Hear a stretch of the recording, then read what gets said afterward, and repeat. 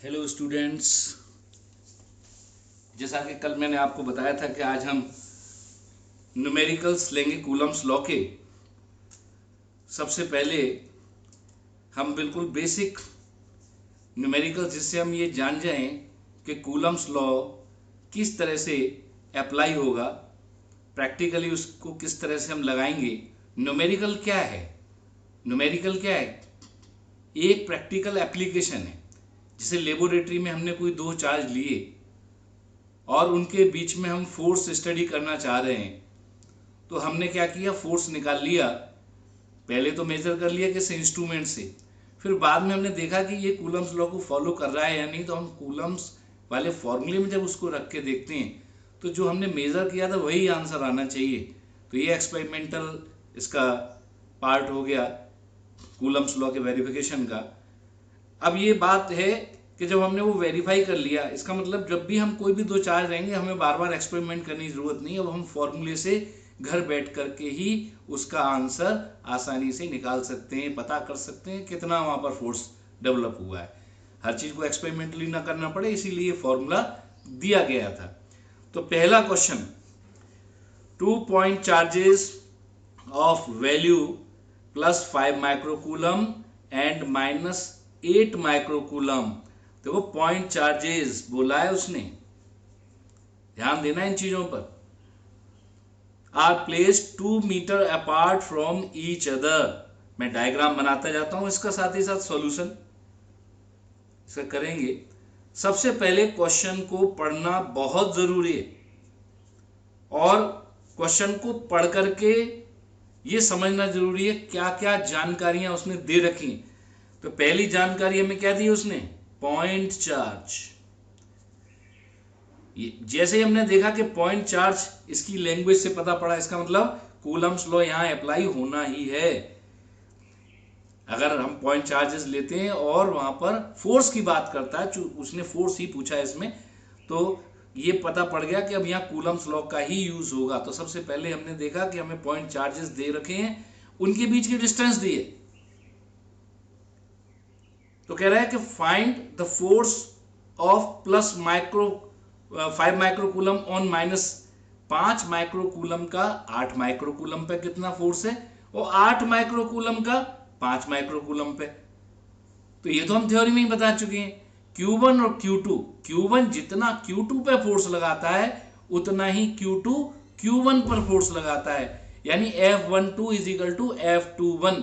तो पहले और दूसरे दोनों प्रश्न का एक ही जवाब होगा, बस उनकी डायरेक्शन क्या होंगी, अपोजिट होंगी।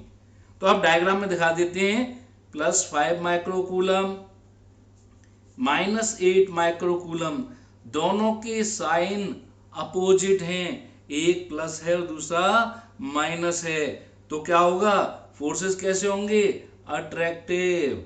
ये इस तरफ फोर्स लगा रहा होगा, ये इस तरफ फोर्स लगा रहा होगा। इसको मैं 1 बोल दूं, इसको 2, तो इस फोर्स का नाम होगा फोर्स ऑन 1 ड्यू टू 2, और इस फोर्स का नाम होगा फोर्स ऑन 2 ड्यू टू 1। अब कूलम्स लॉ से, फ्रॉम कूलम्स लॉ क्या होगा, F12 का मैग्नीट्यूड और F21 दोनों ही मैग्नीट्यूड बराबर हैं। और किसके बराबर हैं, 9 × 10⁻⁹ Q1 Q2 upon R²। Q1 कितना दिया है, 5 माइक्रोकूलम। माइक्रो का मतलब क्या होता है, 10⁻⁻6। तो ये क्या हो गया, 9 × 10⁻⁹, 5 × 10⁻⁻6 इंटू 8 × 10⁻⁻6 अपॉन, मैग्नीट्यूड जब भी लिखेंगे तो जो चार्जेस हैं उनके साइन नहीं लिखे जाएंगे, अपॉन 2²।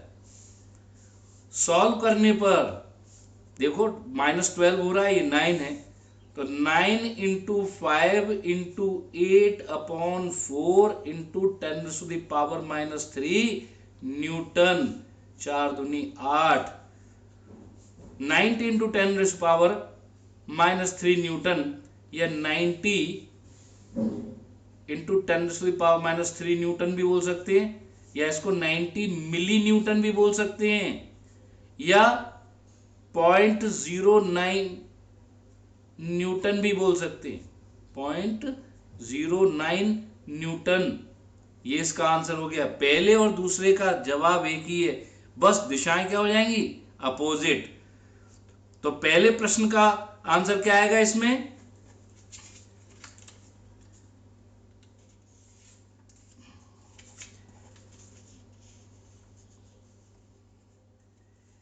पहले प्रश्न का आंसर आएगा फोर्स ऑन, पहला प्रश्न था फोर्स ऑफ 5 -8 पे कितना फोर्स लगा रहा है, तो फोर्स जो है -8 पर 0.09 न्यूटन ही लगेगा। किस तरफ लगेगा, 5 माइक्रो कूलम की ओर। तो पहला आंसर कैसे लिखा जाएगा, first answer force on -8 micro coulomb is 0.09 Newton towards +5 micro, इसका डायरेक्शन +5 की तरफ होगा। दूसरे का आंसर कैसे लिखेंगे, force on +5 micro coulomb is, इतना ही है, फोर्स में कोई अंतर नहीं है, टूवर्ड्स -8 माइक्रो कूलम। तीसरा जवाब क्या लिखेंगे, तीसरा क्या पूछा था, रेशियो ऑफ द फोर्स, दोनों के मैग्नीट्यूड का रेशियो। अब दोनों बराबर है तो क्या होगा, तो रेशियो F12/F21, ये हमेशा क्या होता है, एक होता है। तो ये तीनों जवाब यहां पर आ गए, तो तीनों आंसर आ गए। तो पहला प्रश्न सॉल्व हो गया पूरी तरह से, बिल्कुल बेसिक था। कूलम्स लॉ को समझाते हुए इस प्रश्न को हमें करना है, और कूलम्स लॉ समझ में भी आएगा। जब इस तरह के बेसिक प्रश्न को करते हैं तो सारी बात समझ में आ गई।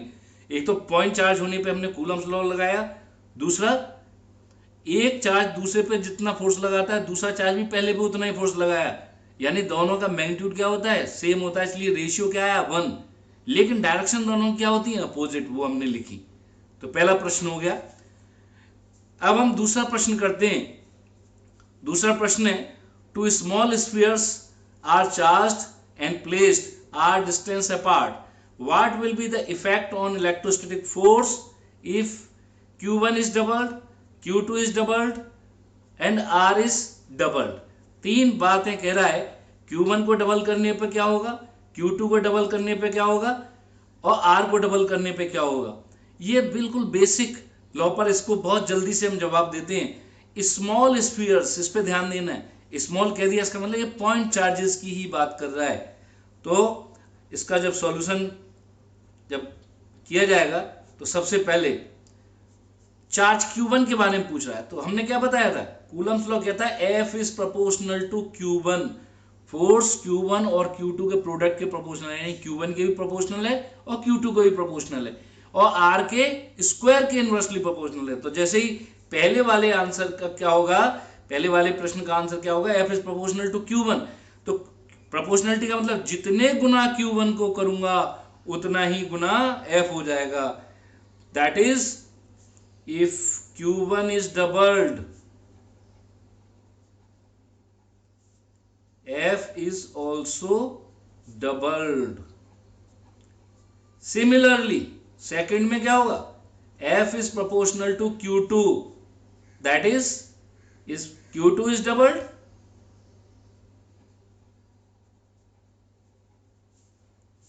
F is doubled।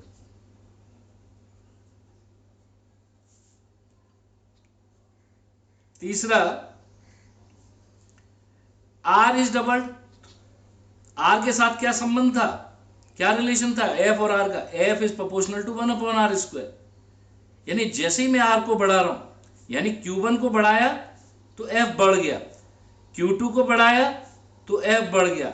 अब यहां पर जब R को बढ़ाऊंगा तो F को घटना पड़ेगा, क्योंकि ये डिनोमिनेटर में, that is if R is doubled, force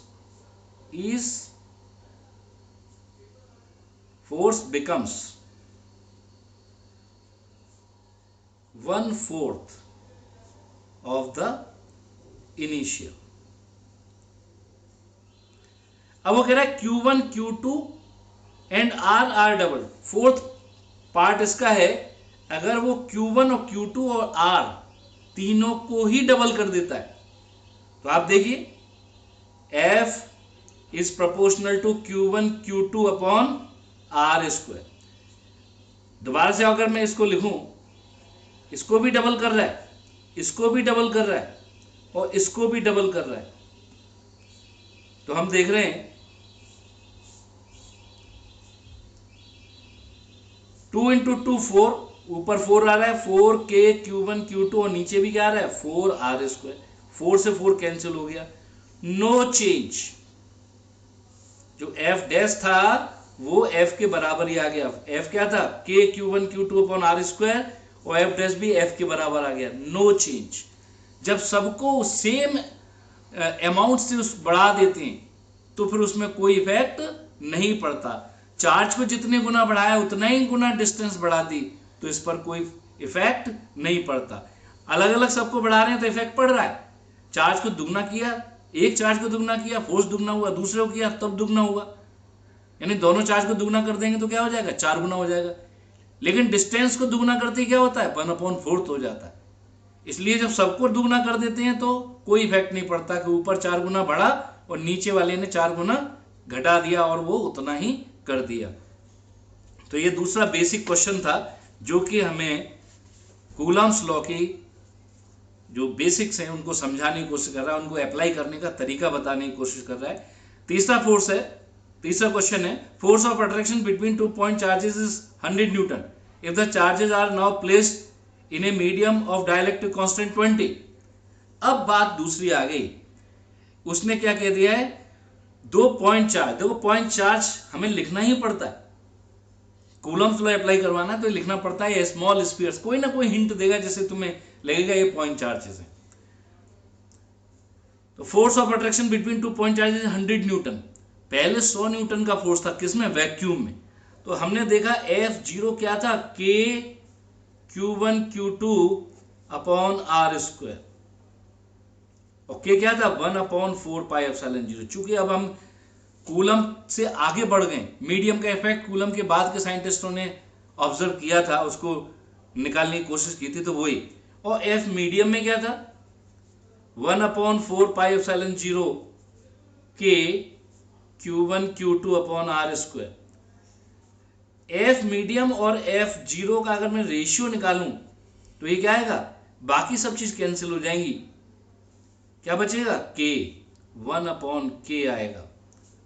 तो F medium is equal to F vacuum upon K। इसको फॉर्मूले की तरह डायरेक्ट भी इस्तेमाल कर सकते हैं, तो ये भी एक फॉर्मूला है। तो इस क्वेश्चन में क्या हो जाएगा, इस क्वेश्चन में मीडियम में जो फोर्स होगा वो वैक्यूम, F0 कितना दिया है 100 न्यूटन और K कितना दिया है 20, तो ये कितना हो जाएगा 100/20 यानी 5 न्यूटन।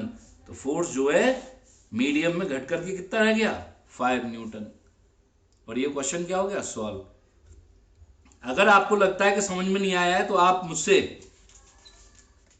क्वेश्चन पूछ सकते हैं, और अभी मैं लास्ट में व्हाट्सएप नंबर भी भेज दूंगा जिसमें आप मुझसे डाउट पूछ सकते हो। Question number 4, two identical small spheres जो कि कंडक्टिंग है have charges +12 microcoulomb and -8 microcoulomb respectively, they attract each other with force 200 newton, now they are touched each other and again placed. अब देखो सबसे पहली बात उसने कंडक्टिंग स्फीयर्स ली है। कंडक्टिंग स्फीयर्स की एक खासियत है जैसे हम उनको टच कराते हैं तो उनके चार्ज क्या हो जाते हैं रिडिस्ट्रीब्यूट हो जाते हैं, ठीक है। तो सॉल्यूशन में हम इसको बताते हैं, क्वेश्चन कठिन नहीं है। F is proportional to Q1 Q2, और दोनों पहले कैसा है, अट्रैक्टिव फोर्स, तो F is proportional to +12 and -8, microcoulomb में 10⁻⁻12 कर दिया। अब क्या होता है, as soon as these identical spheres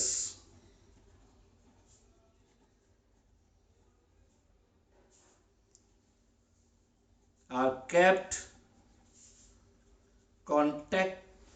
in contact for a moment, the charge redistributes, charge distribute हो जाता है। कितना हो जाता है, दोनों आइडेंटिकल हैं, तो जो टोटल चार्ज है उसका इक्वल सिर्फ आइडेंटिकल स्फीयर्स में। अगर ये आइडेंटिकल नहीं है तो मैं उसके लिए आगे मेथड बताऊंगा। For identical spheres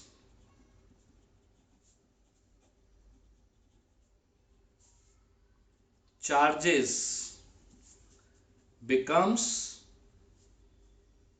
become equal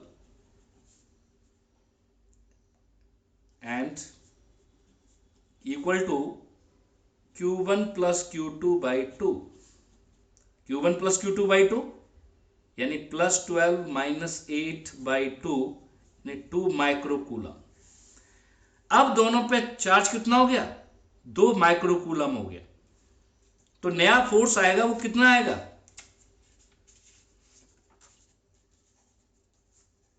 what will be the new force, तो F dash is proportional to, अब दोनों +2 और +2 हो गए,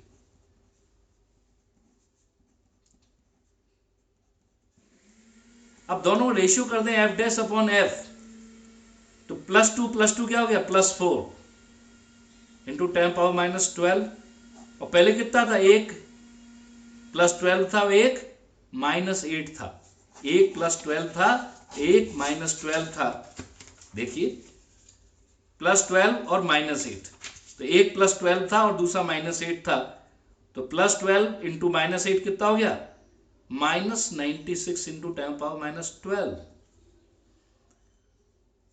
और ये कैसा फोर्स बताना था, पहले अट्रैक्टिव था, अभी देखो बताते हैं। तो ये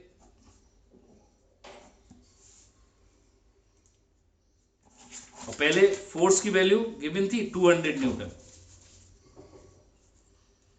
तो F dash upon 200 is equal to 24 चौक 96, 24 4 जा, तो ये आ जाएगा -1/24, तो न्यू फोर्स विल बी 200/24। अभी मैं माइनस साइन का मतलब भी बताऊंगा।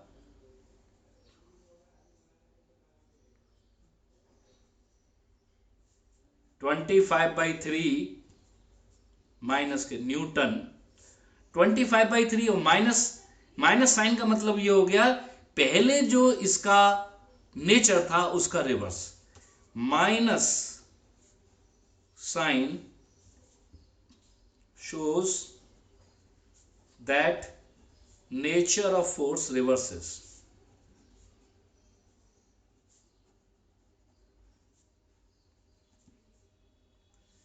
कैसे रिवर्स हो गया, पहले कैसा फोर्स था,